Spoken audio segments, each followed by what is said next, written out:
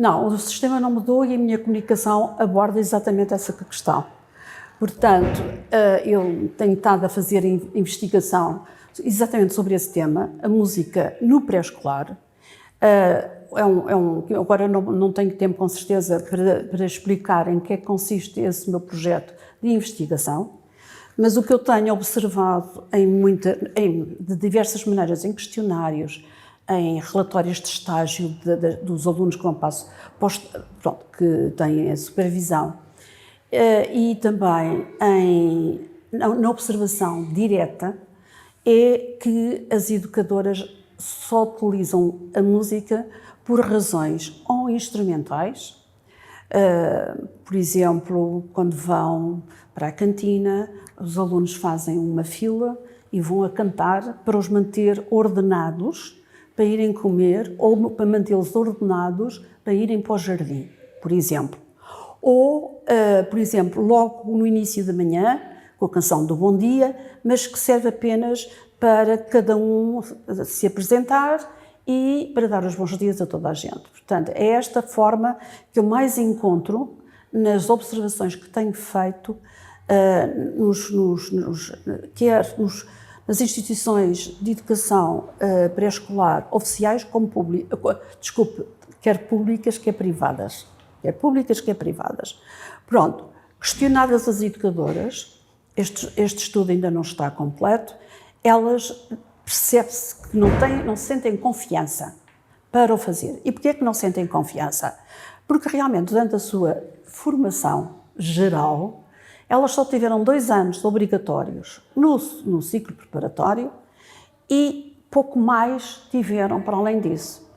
Eu sei por experiência que elas, quando chegam ao ensino superior para fazer a formação para educadoras ou professoras de meio ciclo, elas já não se lembram de quase nada do que aprenderam e sentem-se muito pouco à vontade nesta disciplina.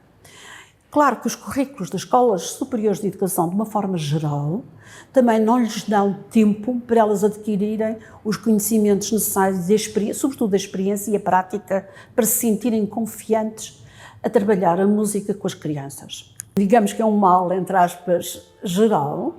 Claro que é mais acentuado em alguns países do que noutros.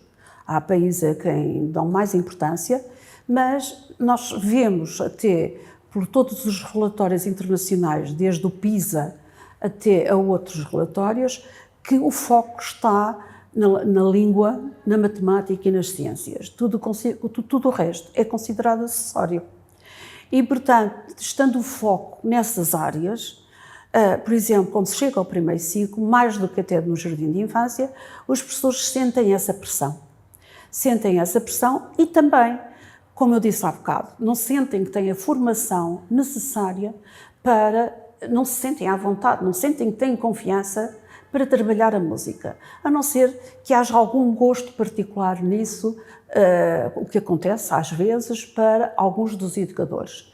É por questões pessoais, porque sempre gostaram de música, porque se habituaram a ouvir música e gostam de fazer música com as crianças. Mas isto são casos excepcionais, portanto não é a regra. Portanto, como eu digo, há um foco nas disciplinas consideradas essenciais e tudo o resto é acessório. Sendo a música muito pouco trabalhada ao longo de toda a formação académica, portanto, é natural que as pessoas não se sintam com competência para trabalhar a música com as crianças, apesar de haver inúmeros estudos a nível internacional que apontem, que digam que a música, tal como as outras artes também, são essenciais para a formação do indivíduo. Mas apesar de se dizer isso, na realidade, na prática, é muito mais complicado. Portanto, isso não acontece. A própria sociedade também dá uma grande importância às disciplinas consideradas, como eu falei, primordiais, português, matemática e ciências, também desvaloriza as artes em geral. As artes plásticas são de todas as artes aquelas que menos sofrem, porque são obrigatórias até ao 9º ano, porque na minha opinião, portanto, isto é uma questão muito subjetiva, Na minha opinião, as artes plásticas são consideradas importantes pelo lado também instrumental, prático que têm. Portanto, é importante saber, não é a parte criativa que está em causa, é mais a geometria, o lado tanto do desenhar, que pode servir depois, mais tarde, para outros cursos também importantes, etc. Portanto, tem esse lado instrumental, prático, não o criativo, que faz com que, ao contrário das outras artes, esteja presente até o 9º ano da escolaridade. Há produção artística orientada para as crianças, nomeadamente ao grupo, eu tenho medo de não dizer o nome correto, realmente não sei, de repente não me vem à memória, mas posso dizer que é um grupo que tem que está sediado, cujo trabalho académico está sediado na Faculdade de Ciências Sociais e Humanas da Universidade Nova de Lisboa, no ramo de educação do curso de Ciências Musicais. E, portanto, eles fazem muito, aliás, eles foram os responsáveis pela introdução dos concertos para bebés em Portugal. Isto derivado da pedagogia de um americano que fez muita investigação musical com crianças e que se chama Edwin Gordon. E houve uma pessoa que estudou com ele e que trouxe as ideias dele para Portugal. Já existem obras publicadas, ela também criou um grupo musical e teatral que trabalha muito com educadores de todo tipo, portanto não só educadores de infância, professores de primeiro ciclo, músicos também, que trabalham com crianças, já editaram uma série de CDs, editaram uma série de livrinhos. Eles, portanto, como eu digo, seguem muito a filosofia do Edwin Gordon, cujas ideias foram publicadas em livro em português pela Fundação Gulbenkian. Portanto, pelo menos esse grupo, e já há muitos herdeiros desse grupo, que também têm continuado esse trabalho e que fazem já outro tipo de produções, mas também orientadas para as crianças, portanto, com aspectos já mais atuais. Depois há discos de referência. Estou-me a lembrar, por exemplo, de um da autoria da Ana Maria Ferrão e do Paulo Rodrigues, que também é publicado pela Fundação Gulbenkian e que já teve inúmeras edições. Portanto, o livro vem com CD para apoiar. Também há outro projeto que é super interessante, que eu dou sempre a conhecer aos meus alunos e que eu sei que eles utilizam, que é um projeto da Associação Portuguesa de Educação Musical, portanto, a APEM, que tem uma página chamada Cantar Mais e que divulga gratuitamente músicas para as crianças de muitos géneros, desde até alguns jazzísticos, até outros mais tradicionais, outros mais clássicos. Portanto, há muitos géneros e até canções de vários países, portanto, para incentivar também a multiculturalidade e, portanto, é um projeto gratuito também que eu acho que tem muito interesse. E há outros projetos ainda. Estou-me a lembrar que a Helena Caspurro também já publicou CDs e outros. Peço desculpa a todos aqueles de que agora não me lembro o nome, mas haveria a citar outros. Bom, coisas que realmente precisam de uma decisão a nível político e que é difícil fazer para eles, que era realmente ter a certeza que aquilo que está nos documentos legais é posto em prática.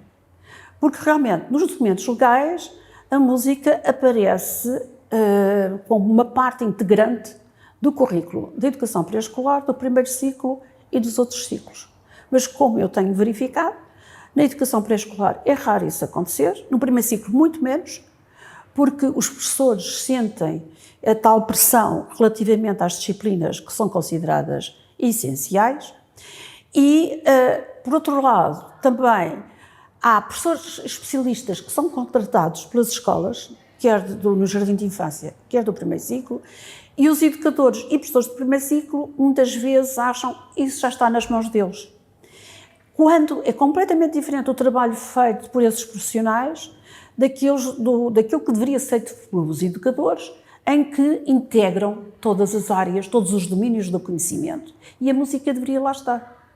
E esta é a questão. Para isso, não só eu falei dos documentos legais, mas falo que também a formação contínua, não só a formação contínua, desculpa, a formação inicial.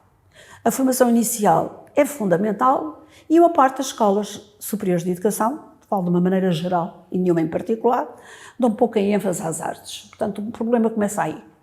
Depois, há umas, isso também foi objeto até de um artigo, não meu, de uma colega minha, que juntam as artes todas como se todas usassem as mesmas ferramentas. Então as expressões artísticas, como se fosse tudo o mesmo. E agora entendam-se, não é? E pronto, se nós formos ver em termos de horas e de créditos, é sempre o mínimo que é dado a essas áreas, a essas disciplinas. Portanto, o mal também está nas instituições que fazem a formação de professores. E depois, também, os educadores deviam, visto que é uma área em todos eles, enfim, todos eles não direi, mas a maioria diz, isto eu comprovei por questionários, a maioria diz que se sente muito pouco confiante para trabalhar a área musical, deviam fazer formação contínua e muitos deles não fazem. Claro, quando aparece uma oportunidade, porque as formações também são caras, os professores escolhem o português, escolhem a matemática, escolhem outras áreas. E, às vezes, escolhem música, mas são uma minoria. Portanto, também haveria que haver... Portanto, toda a gente tem responsabilidade. Desde os educadores, às instituições que os formam, às próprias instituições governamentais, todos têm responsabilidade neste âmbito, até os próprios encarregados de educação. Claro que quem tem dinheiro pega na criança e põe numa escola de música, mas não é isso de que estamos a falar. Estamos a falar de um ensino democrático e que proporciona todas as áreas consideradas fundamentais a todas as crianças. É disso que estamos a falar.